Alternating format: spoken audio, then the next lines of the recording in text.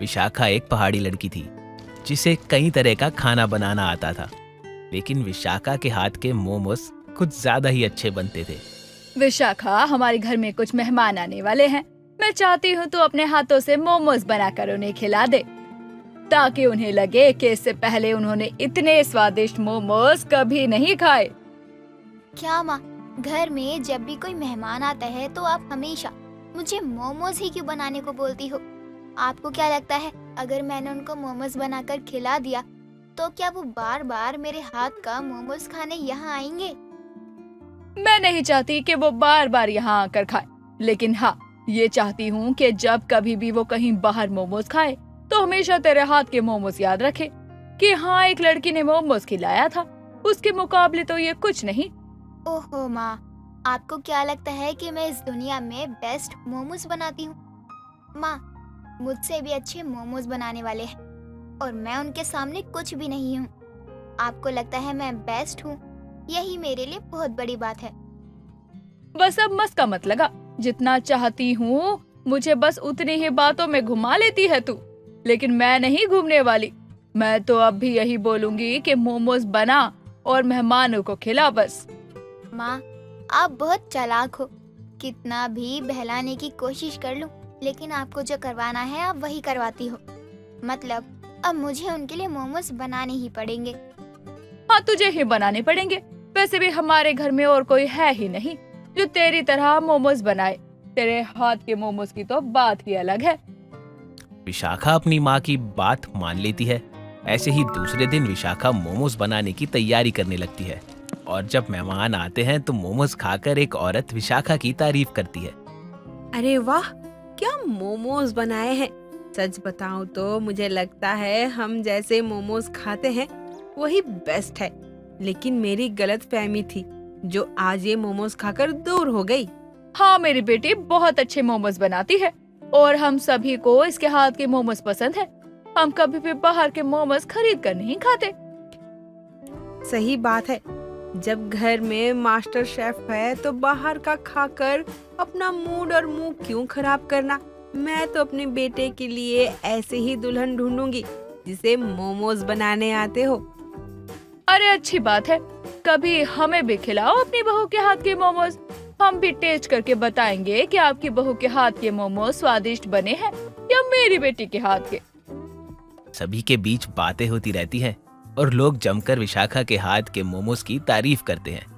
कुछ दिनों बाद गंगा अपने घर के काम कर रही होती है कि तभी वहाँ गंगा की पड़ोसन सुनीता आती है। क्या बात है गंगा बहन, मैंने सुना है तुम्हारी बेटी को देखने बहुत मेहमान आए थे और पसंद भी करके जा चुके हैं।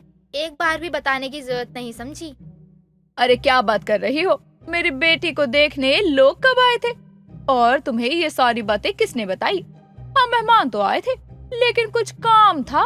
विशाखा के पापा जी के ऑफिस से मेहमान थे, वो विशाखा को देखने नहीं आए। बस बस, मुझसे झूठ बोलने की कोई जरूरत नहीं है। मुझे सब कुछ पता होता है। भले मैं उस दिन घर पर नहीं थी, लेकिन बातें तो मेरे कान तक आ ही जाती हैं। हाँ, वो तो आएगी ही। ऑल इंडिया रेडियो जो हो तुम, पहले तुम्हारे कान में बातें घुसेंगी, फिर तुम पूरे मोहल्ले में सुनाती फिरोगी। अरे, तारीफ कर रही हो या ताने दे रही हो, वो क्या है ना, तारीफ बिना अब तानों जैसा लग रहा है। लेकिन सच बताऊं तो मुझे अब ताने भी अच्छे लगते हैं, तो जितना मर्जी हो उतना ताने मार सकती हो। हाँ, ये बात तो सच है कि तुम तानों से डरती नहीं हो और ना ही मुंह फुलाकर बैठ जाती हो। अच्छा सुनो ना, तुमने मेरी बेटी के बारे में क्या सुना है, जरा बता सकती हो? क्योंकि सच कहूँ तो मैंने अभी तक कोई भी बात नहीं सुनी अपनी बेटी के बारे में। कैसी माँ हो, तुम्हें अपनी बेटी के रिश्ते के बारे में कुछ नहीं पता? अरे, कोई लक्ष्मी नाम की औरत थी, वो तुम्हारी बेटी के लिए अपने बेटे का रिश्ता लेकर आने वाली है। अरे हाँ, वही तो मेरी बेटी के हाथ का बना मोमोज खाकर बहुत तारीफ कर रही थी और बोल रही थी कि ऐसे मोमोज बनाने वाली बहू लेकर आऊंगी। बाप रे, उसका इशारा मेरी बेटी की तरफ था, मुझे पता ही नहीं चला। अब ऐसा करो, जाकर उन लोगों के लिए तैयारियां करो, पता नहीं कब आ जाएं। लेकिन तुम्हें ये सारी बातें कैसे पता चली, जबकि मुझे विशाखा के पिताजी ने अभी तक कुछ बताया ही नहीं? उस ग्रुप में मेरे पति भी हैं, तो लक्ष्मी जी ने उनसे बात की और तुम्हारे पति से भी, इसलिए मैंने तुमसे कहा, लेकिन तुम्हें तो सच का कुछ पता ही नहीं था। गंगा जल्दी से जाकर अपने पति से विशाखा के बारे में पूछती है।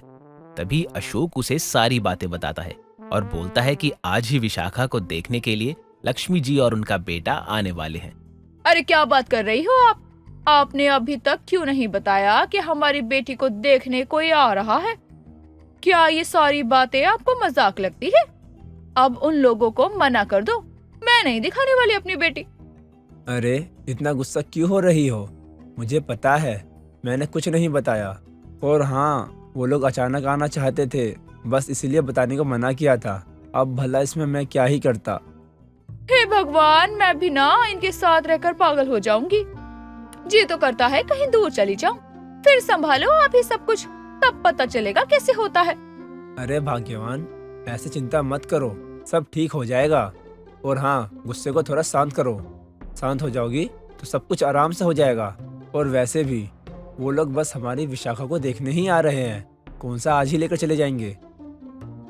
सच में आपका कुछ नहीं हो सकता। भला कोई इंसान इतना शांत कैसे रह सकता है? आपको कोई फिक्र हो भी रही है या नहीं मालूम, लेकिन मेरा तो गला सूखा जा रहा है। अरे मैं तो शांत ही हूँ, मुझे पता है अगर मैं उनके आने के बाद भी कुछ ना करूँ ना, तो भी वो लोग मेरी बेटी को पसंद कर ही लेंगे, क्योंकि वो विशाखा को देखने आ रहे हैं, खाना खाने नहीं। अरे बस इतनी सी बात, इतना भी खुद को ज्यादा महान सोचने की जरूरत नहीं है। अब मैं विशाखा को क्या बोलूं, कैसे बोलूं?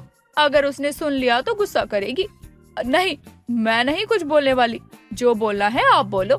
गंगा और अशोक की सारी बातें विशाखा सुन लेती है और जाकर तैयार हो जाती है।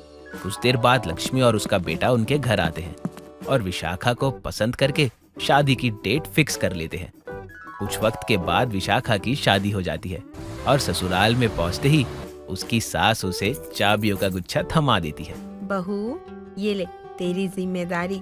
अगर तू काम करना चाहती है तो कर सकती है, या फिर इस ढाबे को रेंट पर दे सकती है। जो तेरी मर्जी हो वही कर। लेकिन माँ जी, ये किस लिए दिया आपने, वो तो बता दीजिए।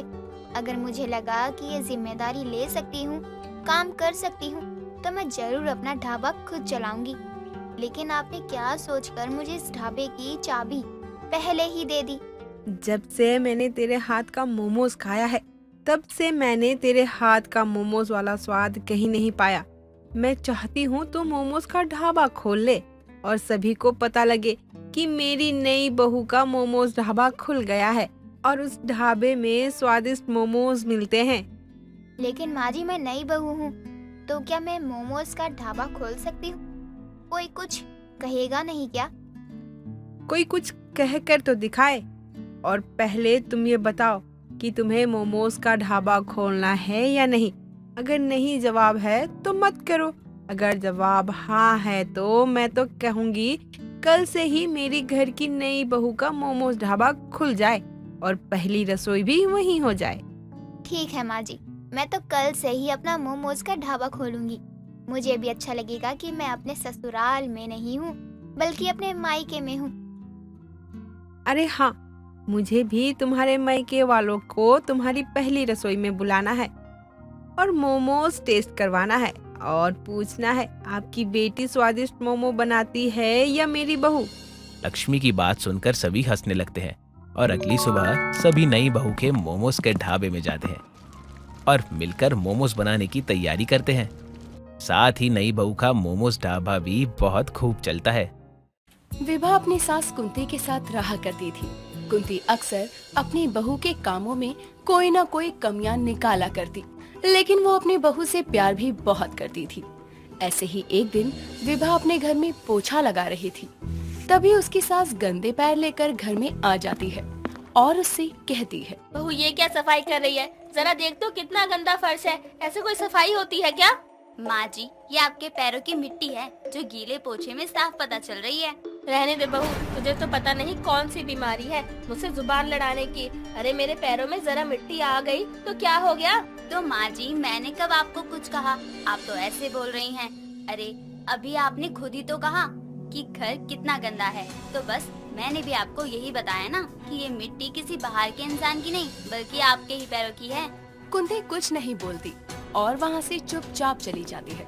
ऐसे ही शाम को कुंती सोफे पर बैठकर चाय पी रही थी। तभी उसकी नजर दीवार पर पड़ती है जहाँ उसको जाले नजर आते हैं और उन जालों को देखकर कुंती एक बार फिर से अपनी बहू से कहती है, बहू जरा देख तो उधर दीवार पर कितने जाले हैं। मैं तो सही कह रही थी कि तू काम नहीं करती, काम से तू बचना चाहती है। क्यों सही बोल रही हूँ ना मैं? मम्मी जी, अगर आपको मेरे हाथों का काम पसंद नहीं है ना, तो मैं भी आपको एक बात बता देती हूँ कि अगर आप इस तरह कमियां निकालती रहेंगी ना, तो मैं कोई भी काम नहीं करूँगी, फिर करती रहना अकेली काम। हाय राम, देखो तो कैसे बोल रही है। बहू मैंने तो बस तेरी कमी ही बताई थी, तो इस तरह रिएक्ट क्यों कर रही है? तुझे पता भी है जब मैं इस घर की बहू थी ना, तो घर में कहीं भी जाले मकड़े नहीं आते थे और अकेले ही सारा काम करती थी और सास को कोई भी शिकायत का मौका नहीं देती थी। देखो तो कितना झूठ बोल रही है, कोई भी बहू परफेक्ट हो ही नहीं सकती। हाँ ठीक है, जब आपकी सास से कभी सामना हुआ ना, तो मैं उनसे ये सवाल खुद ही कर लूंगी। बहू मुझे भी जरा बता दे, तू मेरी सास से मुलाकात कैसे करेगी? वो तो इस दुनिया में है ही नहीं। उनकी आत्मा बुलाकर उनसे बात करूंगी मैं। हाय दैया बहू, तुझे काला जादू भी आता है क्या? हाँ जरा संभल कर माँ जी। अच्छा मैं चलती हूँ, खाना बनाने में देरी हो रही है। विभा अब रसोई में जाकर खाना बनाने लगती है तो वहीं कुंती के दिमाग में विभा की बातें ही घूमती है। समय गुजरता है और उस दिन विभा मार्केट जाती है जहां उसकी नजर ओझा बोर्ड पर पड़ती है और उसको देखकर विभा खुद से कहती है, ओ वाओ, ओइजा बोर्ड, क्यों ना मैं इस ओइजा बोर्ड को खरीद लूं। और माँ जी को बहुत दिक्कत होती है ना मेरे हर काम से, साथ ही वो हर चीज में एक्टिंग भी करती हैं। पर कोई बात नहीं, अब एक्टिंग करने की मेरी बारी है। अब मैं एक्टिंग करूंगी और माँ जी मेरी बातों पर विश्वास करेंगी। हाँ यही सही रहेगा। खुद से बातें करने के बाद विभा उस ओइजा बोर्ड को खरीद लेती है और लेकर घर आती है। उस बोर्ड को देखकर कुंती कहती है, बहुए लकड़ी का गत्ता क्यों लेकर आ गई?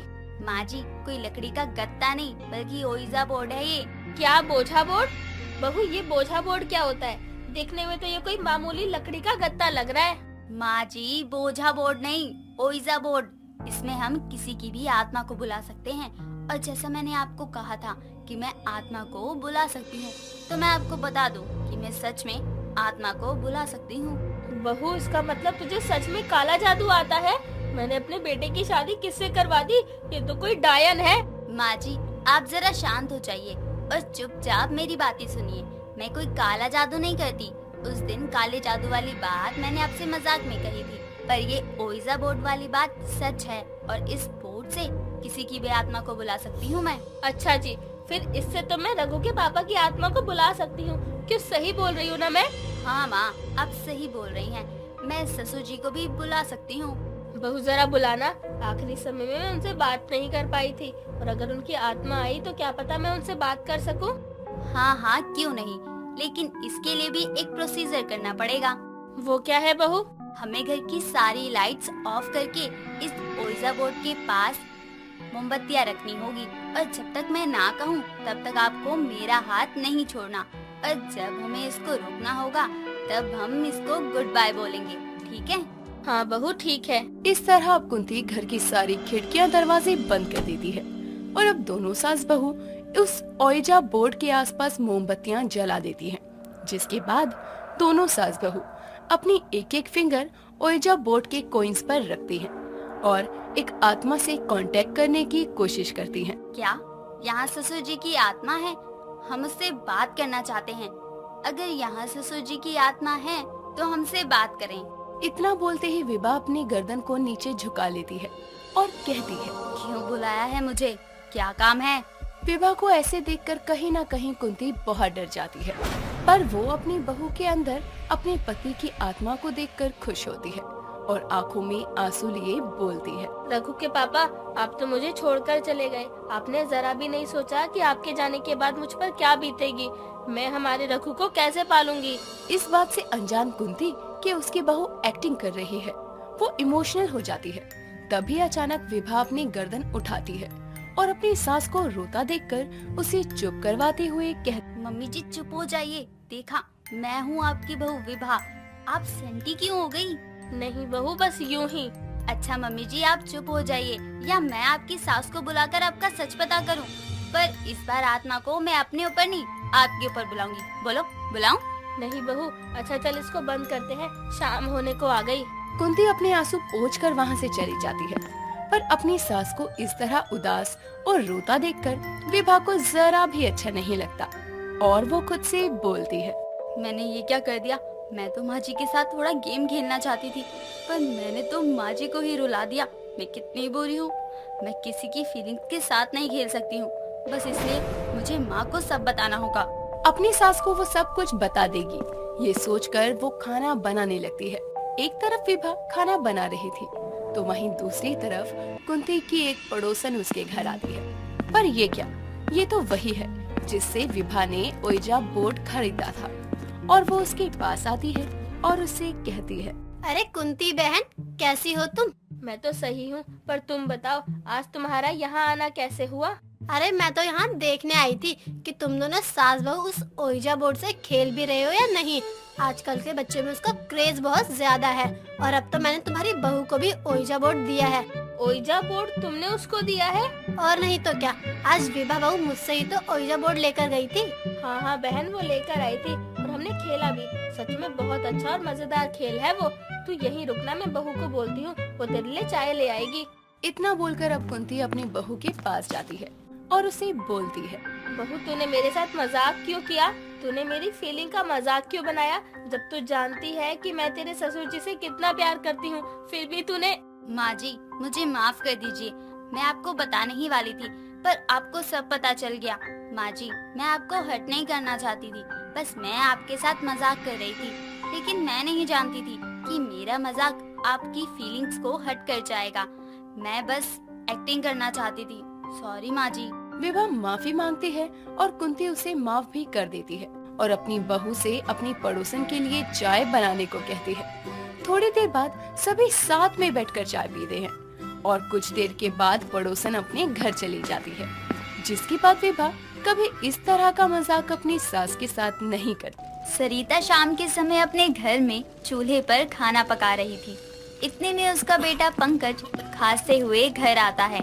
उसे देखकर सरिता बोलती है, क्या हुआ पंकज बेटा, तुझे इतनी खांसी क्यों हो रही है? माँ पता नहीं, कुछ दिनों से बहुत खांसी हो रही है। तू बैठ, मैं तेरे लिए गर्म पानी में शहद मिलाकर देती हूँ। धूल मिट्टी के कारण खांसी हो रही होगी। सरिता अपने बेटे के लिए पानी गर्म करने लगती है, लेकिन इतने में पंकज खांसते खांसते बेहोश हो जाता है और उसके मुंह से खून भी निकल रहा होता है। ये देखकर सरिता घबराते हुए कहती है, पंकज, पंकज बेटा क्या हुआ? उठना पंकज बेटा। ए भगवान, मेरे बेटे को क्या हो गया? सरिता पंकज को उठाने की बहुत कोशिश करती है। इतने में उसका पति राघव भी घर आ जाता है और अपने बेटे को यूं जमीन पर गिरा हुआ देखकर कहता है, क्या हुआ पंकज को? हे भगवान, इसके मुंह से तो खून निकल रहा है। हमें जल्दी इसको अस्पताल लेकर जाना होगा। अजय, हमारे बेटे को कुछ होगा तो नहीं ना? कुछ नहीं होगा भाग्यवान, चलो मेरी मदद करो, उठाओ इसको। सरिता राघव की मदद करती है और राघव अपने बेटे को कंधे पर उठाकर पास के सरकारी दवाखाने लेकर जाता है, जहां डॉक्टर पंकज का चेकअप करने के बाद राघव और सरिता से कहता है, देखिए, लगता है आपके बेटे को कोई बड़ी बीमारी है। अभी तो वो कुछ देर में होश में आ जाएगा, लेकिन उसके कुछ टेस्ट करवाने बहुत जरूरी हैं, ताकि बीमारी का पता चल सके और इलाज शुरू हो सके। तो डॉक्टर मैडम कर दीजिए ना टेस्ट, देखिए ना मेरे बेटे को क्या हुआ है। देखिए, ऐसे टेस्ट बड़े हॉस्पिटल और लैब्स में होते हैं और इसका फुल चेकअप करवा लीजिए, जिससे कि इसकी बीमारी पहचान में आ सके। बड़े अस्पताल में जाने के पैसे नहीं है मैडम हमारे पास, बहुत गरीब है हम। आप कुछ मदद करिए, हमारा एक लौता सहारा हमारा बेटा है, उसको कुछ हुआ तो हम तो जीते जी मर जाएंगे। ये क्या कर रही हो पंकज की माँ? डॉक्टर साहिबा जितना कर सकती थी कर दिया, अब अपने बेटे का इलाज तो हमें ही करवाना पड़ेगा ना। देखिए, मैं आपकी हालत समझती हूँ, इसलिए आपके लिए इतना कर सकती हूँ कि आपके बेटे के टेस्ट के लिए एक लैब बता देती हूँ। वहाँ पर कम पैसों में इसका सारे टेस्ट हो जाएंगे, लेकिन टेस्ट में कोई बड़ी बीमारी निकलती है तो उसके इलाज के लिए आपको पैसे तो जुटाने ही पड़ेंगे। जी आपका बहुत बहुत धन्यवाद डॉक्टर साहिबा। डॉक्टर राघव को लैब का एड्रेस बताकर कुछ देर में पंकज के साथ घर भेज देते हैं और अगले दिन राघव और पंकज उस लैब में जाकर पंकज का पूरा चेकअप करवाकर घर आते हैं, जहां सरिता उनसे बोलती है, हो गया चेकअप? क्या कहा? कुछ घबराने की बात तो नहीं है ना? माँ, रिपोर्ट 24 घंटे बाद आती है और वो लोग रिपोर्ट सीधा अपने पास के सरकारी अस्पताल भेज देंगे। अच्छा अच्छा, हे भगवान सब ठीक हो। चलो बिटवा, तुम आराम करो, हम तुम्हारे लिए खाना बना देते हैं अच्छा अच्छा। सरिता पंकज को खाना बनाकर परोसती है, लेकिन उसके और राघव के दिमाग में अपने बेटे के टेस्ट रिजल्ट की चिंताएं चल रही थी।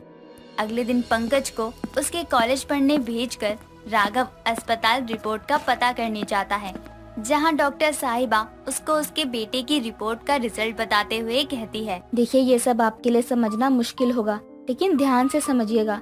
आपके बेटे को कैंसर है, 2nd स्टेज का। इसका इलाज जल्द से जल्द शुरू करना होगा, वरना क्या डॉक्टर साहिबा? वरना आपके बेटे की जान बच नहीं पाएगी। 1 साल के अंदर अंदर उसका कैंसर बढ़ जाएगा और वो। बस मैडम आगे मत बोलिए। अपने कानों से अपने बेटे की इतनी बड़ी बीमारी के बारे में मैं नहीं सुन सकता। आप ये बताइए इसके इलाज में कितना पैसा लगेगा? ये बीमारी कोई आम बीमारी नहीं है। कम से कम 10 लाख तक का खर्चा आएगा और आपके पास 1 महीने का समय है। इस समय में पैसे जोड़कर इलाज शुरू करवा दीजिए ताकि कैंसर को बढ़ने से रोका जा सके, वरना हमें माफ करिएगा, इलाज भी कोई करिश्मा नहीं कर पाएगा उसके बाद। राघव उदास चेहरे के साथ हाथों में रिपोर्ट लिए घर लौटता है, जहां सरिता के पूछने पर वो उसे रोते हुए कहता है, हमारा बेटा इतनी महंगी बीमारी का शिकार है सरिता, के क्या करे? मैं चाहकर भी उसका इलाज नहीं करा सकता, लेकिन इलाज नहीं करवाया तो हम दोनों अपने जीवन का इकलौता सहारा खो देंगे। नहीं नहीं, ऐसा नहीं हो सकता है। हे भगवान, मेरे बच्चे की जगह मेरी जान ले ले, लेकिन मेरे बच्चे की जान बचा ले। 10 लाख रुपए चाहिए उसके कैंसर के इलाज के लिए, वो भी 1 महीने में। अरे आज तक की जिंदगी में मैंने 1 लाख रुपए नहीं देखे, 10 लाख कहाँ से लाऊंगा? देखिए हिम्मत मत हारिए, हम कोशिश तो कर ही सकते हैं ना। लेकिन आप ये बात पंकज को मत बताइएगा, क्योंकि वो तो हमें कोशिश करने से भी मना कर देगा। हाँ तुमने सही कहा, हम उसको कहेंगे उसको कुछ नहीं हुआ और पैसों का इंतजाम करने की कोशिश करेंगे। राघव अपने बेटे की इतनी महंगी बीमारी के लिए पैसे जुटाने की सोचता तो है, तो वहीं दरवाजे पर खड़ा पंकज, जो कि कॉलेज से वापस अपनी एक बुक लेने घर आया था, अपने माँ बाप की सारी बातें सुन लेता है और आंखों में आंसू लिए कॉलेज के लिए फिर से निकल जाता है, जहाँ उसकी एक दोस्त रिया, जो कि उसे बहुत प्यार करती थी, उसकी आंखों में आंसू देखकर कहती है, पंकज क्या हुआ, तुम रो क्यों रहे हो? बताओ ना मुझे। देखो मुझे दोस्त मानते हो ना, तो बताओ। रिया, मैं मरने वाला हूँ। मुझे एक बहुत महंगी बीमारी है जिसके इलाज के लिए बहुत पैसे लगेंगे और मेरे गरीब माँ बाप इतना पैसा कहाँ से लाएंगे? क्या हुआ है तुम्हें, बताओ ना। मुझे कैंसर है। बाबा को डॉक्टर ने 10 लाख रुपए लाने को बोला है ताकि मेरा इलाज शुरू हो, लेकिन हम लोग इतने गरीब हैं कि मैं खुद जब इस कॉलेज में स्कॉलरशिप में पढ़ रहा हूँ तो 10 लाख जुटा पाना हमारे लिए नामुमकिन है, इसीलिए मैं मर जाऊंगा। चुप एकदम, कुछ नहीं होगा तुमको। हम कुछ सोचते हैं, इस कॉलेज के इतने होनहार स्टूडेंट हो तुम, ऐसे कैसे तुमको मरने देंगे? कुछ नहीं होगा। रिया पंकज को हौसला देती है और उसको लेकर कॉलेज के प्रिंसिपल के पास जाती है, तो वहीं राघव अपने सारे रिश्तेदारों के घर जाकर उनके पैर पड़ता है कि पैसों की मदद कर दे, लेकिन कोई मदद नहीं करता। सरिता आस पड़ोस वाले औरतों से भी मदद मांगती है, लेकिन गरीब की मदद के लिए कोई आगे नहीं आता। दिन से हफ्ते गुजरते हैं और अब 1 महीने का समय खत्म होने को बचा था, जिस पर डॉक्टर राघव को अस्पताल बुलाकर कहती है, राघव जी, हुआ नहीं क्या पैसों का इंतजाम? मैडम हम गरीबों की तो कोई भी मदद नहीं करता, इतनी महंगी बीमारी से मेरा बेटा कैसे लड़ेगा? क्या करूं, कुछ समझ नहीं आ रहा। देखिए, पंकज एक बहुत अच्छा लड़का है। मैं खुद नहीं चाहती कि उसकी जिंदगी ऐसे खत्म हो, इसलिए मैं आपके लिए 2 लाख की मदद कर सकती हूँ। बाकी आप जल्दी से जल्दी बाकी के पैसे जुटा ही लीजिए। आपका बहुत बहुत धन्यवाद मैडम, बहुत बहुत धन्यवाद। राघव अब हर जगह से हार कर अपने घर को गिरवी रख देता है, जिससे उसको ज्यादा नहीं तो 2 लाख रुपए मिल ही जाते हैं। अब भी 6 लाख रुपए कम थे। सरिता अपने गहने वगैरह सब बेचकर 1 लाख जुटा लेती है और अब सिर्फ 1 दिन का समय था, जिस पर सरिता और राघव अपने घर में बैठे कहते हैं, मेरा बेटा इतनी महंगी बीमारी का शिकार है और हम समय से पैसे नहीं जुटा पाए। वो चला गया तो हम जीकर क्या करेंगे? मैं अपनी आंखों से अपने बेटे की मौत नहीं देख सकता, इसीलिए मैं अभी ही खुद को खत्म कर लूंगा। ये क्या कह रहे हैं आप? राघव चाकू उठाकर खुद को मारने लगता है। इतने में वहाँ पंकज और रिया आ जाते हैं और पंकज अपने बाबा को रोकते हुए कहता है, बाबा, आप पागल हो गए हैं, ये क्या कर रहे हैं? आपने सोचा है कि आप नहीं होंगे तो मैं किसके लिए जीऊंगा? और मैं खुद नहीं मरना चाहता, क्योंकि मुझे इस जिंदगी में आप दोनों के लिए बहुत कुछ करना है। हाँ अंकल, ऐसे परेशानी से भागना उसका सोल्यूशन नहीं है। तुझे पता है तेरी बीमारी के बारे में? हे भगवान, बेटा मुझे माफ कर दे। तेरा ये बाबा तेरे लिए कुछ नहीं कर पाया। 10 लाख रुपए में मैं बस 5 लाख ही जोड़ पाया। बाकी के पैसे हमने जोड़ लिए हैं अंकल। क्या? हाँ बाबा, रिया ने प्रिंसिपल को मेरी बीमारी के बारे में बताया तो उन्होंने मेरे लिए कॉलेज में डोनेशन कैंप लगवाया। सभी बच्चों ने उस दिन से आज तक थोड़े थोड़े पैसे डोनेट किए, जिसके कारण हमारे पास 5.5 लाख रुपए जुड़ गए। हे भगवान, तेरा लाख लाख शुक्र है। बेटा तेरे कॉलेज के सारे बच्चों को मैं खुद जाकर धन्यवाद दूंगा। अंकल उससे पहले चलिए हॉस्पिटल चलते हैं। सारे पैसे लेकर राघव सरिता, पंकज और रिया के साथ डॉक्टर साहिबा से मिलने जाते हैं और वो उनको अपनी जान पहचान के एक अच्छे प्राइवेट हॉस्पिटल में लेकर जाती है, जहां पंकज का इलाज शुरू होता है। और पूरे इलाज के बाद पंकज कैंसर जैसी बड़ी और महंगी बीमारी से लड़के बिल्कुल ठीक होकर अपने घर लौट आता है। जिसके बाद राघव अपने बेटे के कॉलेज जाकर सभी बच्चों का धन्यवाद करता है, साथ ही डॉक्टर साहिबा का भी धन्यवाद करता है जिन्होंने गरीबों की मदद के लिए पैसे दिए। दोस्तों, अगर आपको ये कहानी पसंद आई तो इसे लाइक करें, शेयर करें और कमेंट करके बताएं कि कहानी में आपको सबसे अच्छा क्या लगा।